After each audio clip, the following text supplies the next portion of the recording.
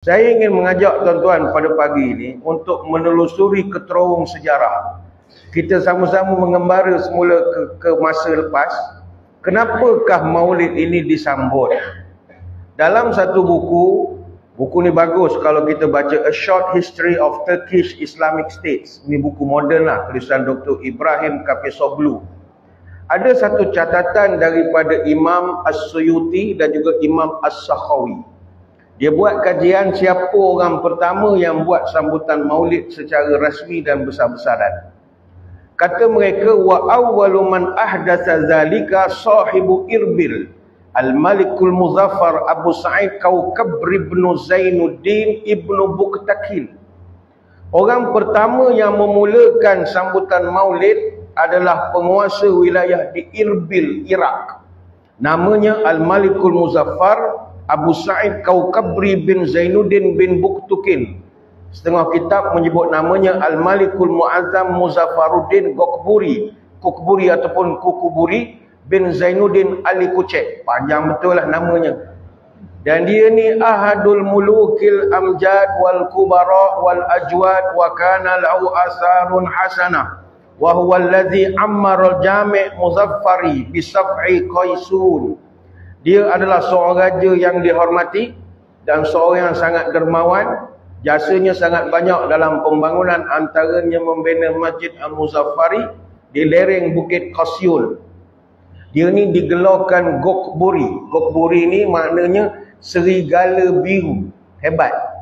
Dia dilahirkan di Mosul tahun 1154 dan mangkat tahun 1233 di Al-Balad, Iraq. Umurnya masa itu kurang lebih 79 tahun. Masa itu dia baru selesai menentang peperangan menentang Mongol di Mesopotamia. Dia seorang raja yang berdarah panglima. Dia memang kuat panglima. Asalnya dulu dia memang panglima. Dia emir ataupun general terkemuka kepada Sultan Salahuddin Al-Ayyubi. Disebabkan kecemerlangan dia, Sultan Salahuddin kurniakan dia Irbil untuk dia menjadi penguasa. Kemudian dia menjadilah pemerintah di Irbil ni. Irbil ni dekat, kalau dengan Baghdad ni lebih kurang dalam 350 km kurang lebih. Dan dia memerintah muda, umur 36 tahun.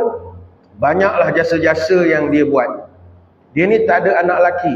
Jadi dia serahkan tahta rajanya itu kepada Abu Ahmad Abdullah ibnu Al-Mustansir Billah, yang kemudiannya dikenali sebagai Al-Mu'tasim Billah, yang kemudian menjadi khalifah ke-37 Abbasiyah.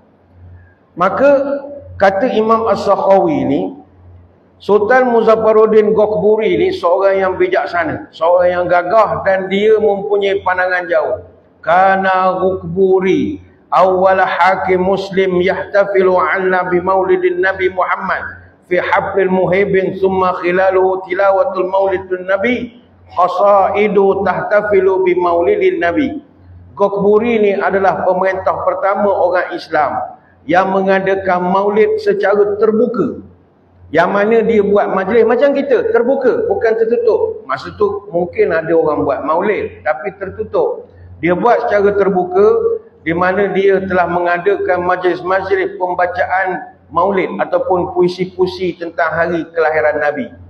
Kata Imam As-Suyuti, masa sambutan diadakan, waqad sannafa Syaikhu Abdul Khattab bin Dihyah kitaban fi maulidi sammahu At-Tanwir fi Maulidil Bashir At-Tanzir fa ajazahu bi alfi dinar. Bayangkan, kata Imam Suyuti, dia telah minta seorang ulama nama Syekh Abu Khatib Ibn Dihyah tulis satu maulid, buku tentang riwayat hidup Nabi, dan buku itu dinamakan At-Tanwir fi Maulid Al-Bashir An-Nazir.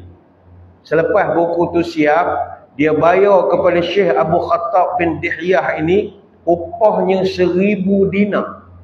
Tuan-tuan, 1000 dinar ni besar. Kalau kita tukarkan kepada nilai emas hari ni, dinar ni dia emas. Tukar nilai emas hari ni, 1 dinar bersamaan lebih kurang 4.25 gram emas tulip. Maknanya harga kita ambil kira-kira RM500 lah 1 gram. Jadi 1 dinar kurang lebih nilainya RM2,125. Maka 1000 dinar itu, kalau kita nak kira sekarang, mencecah 2.1 juta. Menulis satu maulid. Kata Imam Al-Mu'arrikh Syamsuddin ataupun Sibtu Ibnul Jauzi dalam kitab Mi'atuz Zaman, annahu adda fi 5,000 ra'si ghanamin shiwa wa 10,000 dajjajah wa 100,000 zubdiyah wa 30,000 sahni halwa. Luar biasa. Ketika majlis maulid itu dia buat, dia menyediakan hidangan 5,000 ekor kambing panggang. Dia sediakan 10,000 ekor ayam, 100,000 mangkuk hidangan dan 30,000 pinggan manisan. Wa kana yahdur indahu fil maulid a'yan ulama wasufiyah fayahlabu alaihim wa yutlaqu lahul buhur. Dalam majlis itu diundang tokoh-tokoh ulama termasuk para ahli sufi, dan baginda menghadiahkan pakaian kepada mereka dan membakar gaharu-gaharu untuk mereka. Wa kana yusrafu 'alal maulid 300,000 dinar.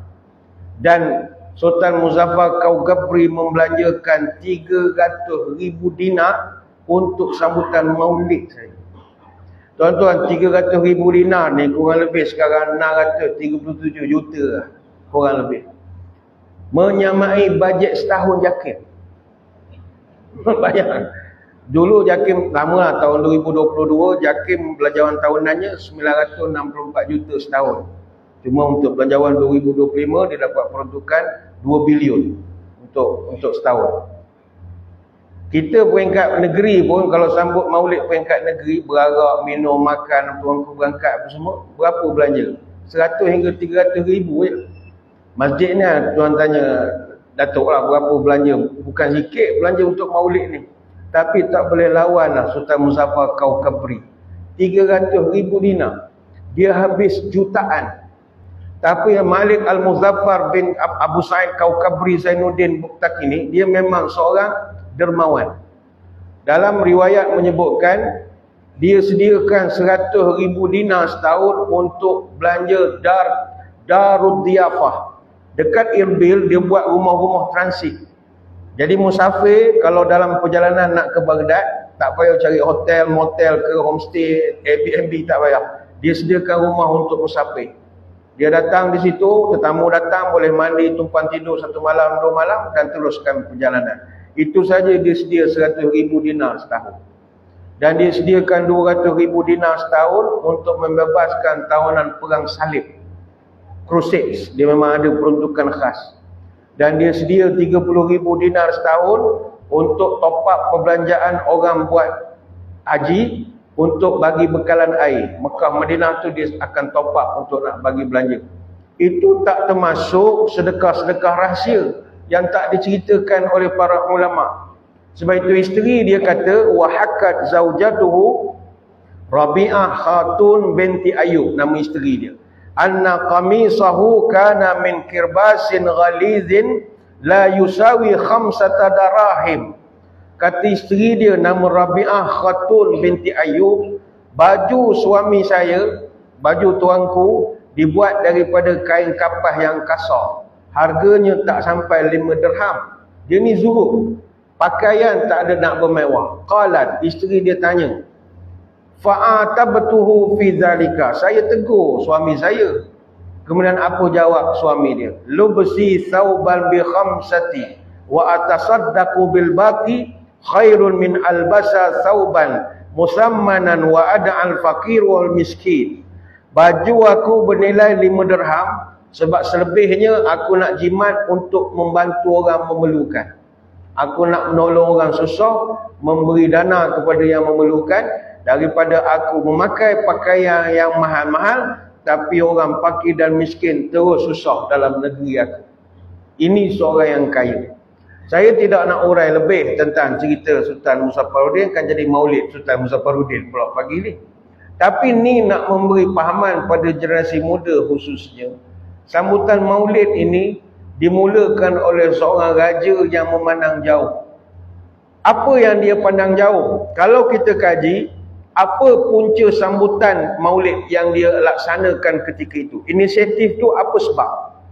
Punca paling besar kata ulama adalah kerana pada masa itu orang Islam sedang menghadapi kemarahan tentera Mongol. Tentera Mongol ni kuat tuan-tuan. Mongol ni empayar mereka besar, merentas 9,700 kilometer, meliputi kawasan seluas 24 juta kilometer persegi, iaitu bersama 16% daratan bumi ni dulu dikuasai oleh Mongol. Mereka kuasai sejumlah 100 juta penduduk. Tartar atau Mongol ni dulu dia pernah serang negara-negara Islam tahun 617 dan tahun 628 Hijrah.